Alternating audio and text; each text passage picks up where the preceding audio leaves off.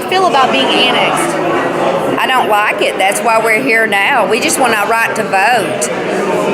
I'll present you with honorary petitions. Thank you, sir.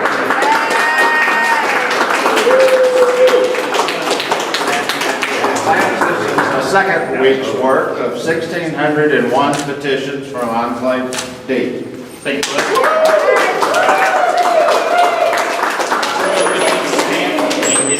Get copies for you. Yes. Be right out. All right. Thank you, sir. You're going to be right out the copies in about how many hours, sir? It may take a little bit. Hey, Lance, I'll present you with honorary petitions. You might as well be up there. Thank you, sir.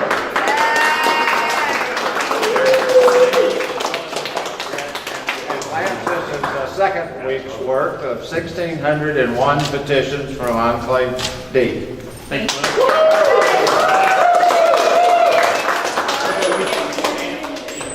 Get copies for you. Yes. Be right out. All right. Thank you, sir.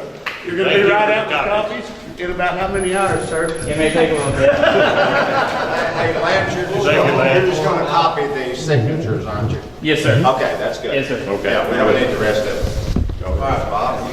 Good luck. Go ahead. You have a statement? We do have a press release which we can hand to you folks, but if you'd like, I'll go over it briefly. Read it. Read it. Today we turned our petitions into City Hall. This is January 19th of 2017, and at 3 p.m. today, almost, we turned in 1,603 signatures from Enclave C and 1,601 from Enclave D. And the gentleman we just turned them into is the city clerk for the city of Hot Springs. Unfortunately, this is what happens when you have a governing body that refuses to listen to their constituents and do not care what the public thinks of their actions. Apparently, the only motivation is to callously pursue their own selfish personal agendas while disallowing the public a voice or a vote on items that directly impact those people.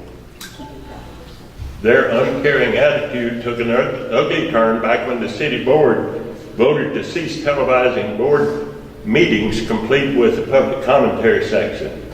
That action proved not only the fact that they do not want to hear from the public, but they also want to make certain that the public was denied the opportunity to hear from the public. So they continue this practice today. We call it censorship. These actions have now become the norm for how they operate.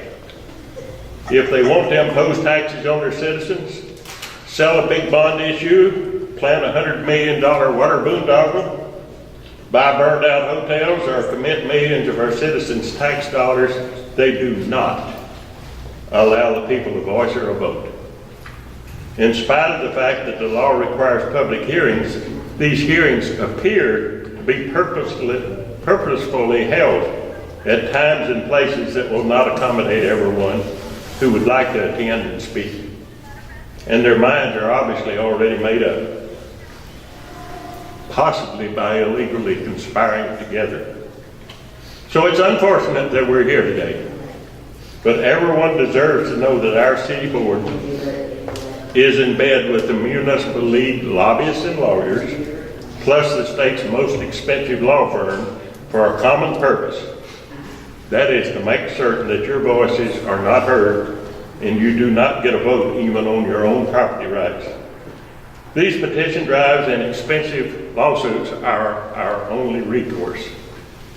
Our city board, folks, is out of control. Amen.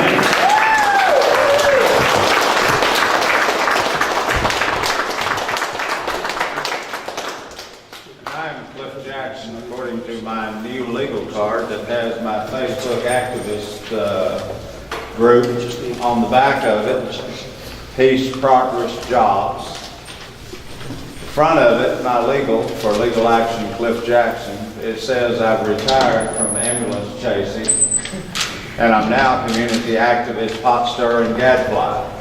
Well, the truth of the matter is I've always been, and I just didn't want to be. 2 years ago, I tried to make peace with the city of Hot Springs by unilaterally declaring a cessation of all hostilities that I had been engaged in on the water issue and on annexation issue. I said, hey, until we have peace in this county, we will not have progress, we will not have jobs. Why? It's very simple. Nobody is going to want to come to Garland County, Arkansas and Hot Springs in the middle of a civil war. And I chose to live in the city 3 times. Very good. And I don't want my services overstretched into the county.